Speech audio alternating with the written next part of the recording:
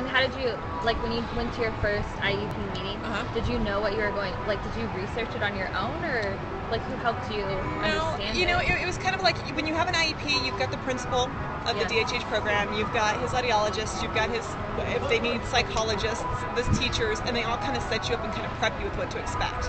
Oh, okay. Yeah. So prior to the meeting? Cool. And if you have questions or whatever, and they'll kind of give you, they'll print it out and they'll give you a breakdown of it, and they say to look over it, and then if you find that you have questions, let them know so they can address them before you get in the IEP, because those things can last 3 to 4 hours without questions, let alone if you have questions. So that was very helpful to you then, just being able to do it prior? Okay. What kind of support have you received, like aside from the school, and like were there any community resources that? They had a couple programs that he did for a while, but I mean, for the most part, I'm not one of those parents who just wants to say, you know, sit his kid off and saying, okay, because he's got this special need, he's only going to be in these kind of, you know, programs or what have you. He more or less, the programs that helped him is keeping him active in sports and keeping him active, you know, in his own little community. Oh, what kind of sports does he do? He's baseball. So does he like Little League, local? Yeah. Oh, cool. He's starting AA, so he gets to pitch. Oh. Yeah. He's Mr. Man. So when you were trying these programs, did they kind of outreach to you, or did you find them? No, I was fortunate. If I wouldn't have found Crown Valley, I would have had a lot of problems. You know, so finding a school that already had a lot of things set up was a big help.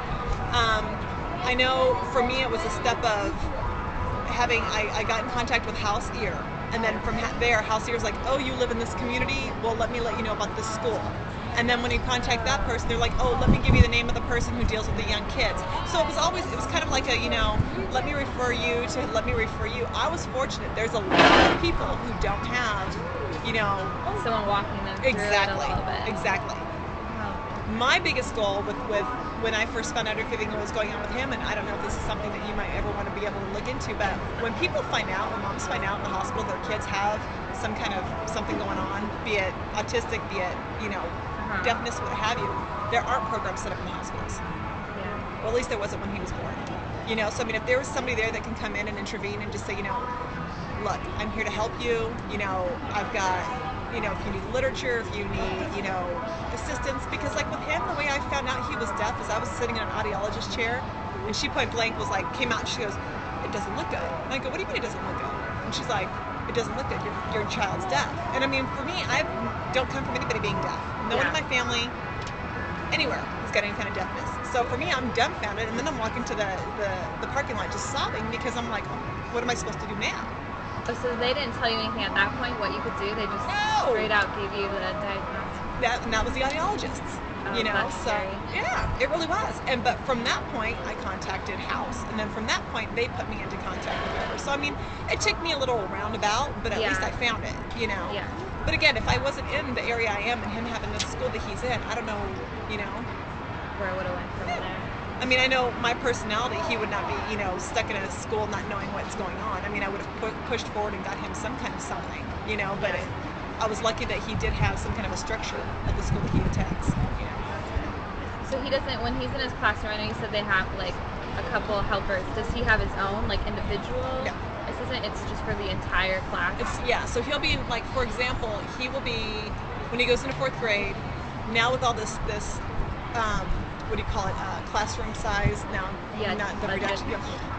I think he's going to be, in 4th grade, he's going to have like, I want to say like 35 to 38 kids. Oh my God. In one class, and I was told that 6 of them are going to be kids with special needs, you know, so I mean, it's just a small little part of it. So there's some regular ed students? Oh, he's always with regular ed students. Oh, okay, I thought you said they're all like autistic. No, 38? No, at Crown Valley, it's the program they have to where they have them, it's called a TC program, it's total communication, so you've got them with a regular ed teacher, a sign teacher, and an interpreter. But his class, like last year, what did he have? He had 24 kids in class, and 4 of them had either deafness or some kind of hard of hearing something, and the other 20 were hearing peers. So he's around the hearing peers all the time. Okay. So it's like when he's on playground and he's out messing around on the playground, he's not just with, you know, kids that can't hear. He's with all of his little buddies that he hangs out with, you know. So and that kind of gets him, I think, a little bit more prepared, if you will, for when he has to venture off of Crown Valley and go into, you know, middle school. Exactly. And you're still deciding where he's going to go? I'm pretty much, I mean, unless somebody point blank tells me after 5th grade that, you know what, he just can't handle a mainstream regular ed school, he will go to his home school. Wherever, like, Idris goes to Chaparral, so Versailles would go to Chaparral, Ladera, wherever it would be, you know? Because it's like, my goal is to let him to be with his brother. You know, I mean, if he's able to, you know, academically make it, but the one thing, his thing is he does have, is he's always like, well, do I have an interpreter when I go?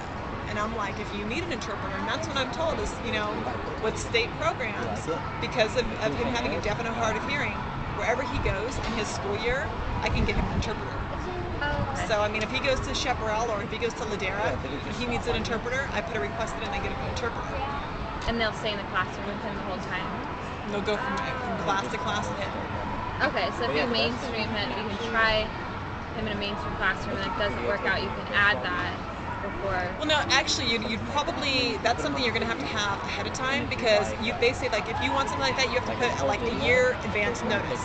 Oh. And then once you, now, once you do that, and you get him in there, and you say, maybe, oh, he really doesn't need it, it's easier to say thank you but no thank you than now I need one, because you don't want to be in a situation where he's in there and then find out you need one, you can't get one right away, so you go a half a year without an interpreter and he declines.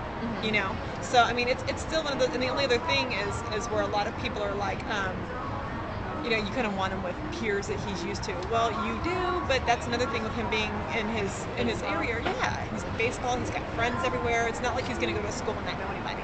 Yeah. You know. Yeah, the kids that he's been with since preschool. You know, so they've built that up. But I don't see him going to after Irvine to go to Venado unless somebody point blank says, you know what, he just can't handle it. He has to go. You know, because then after Venado, the only high school out there is University High School, and that's for kids with hard of hearing or whatever other kind of things going on. That's kind of far. It is. I think I've been there before. No, yeah, Uni, it's over there off of University, and you make a left and you go all the way up there.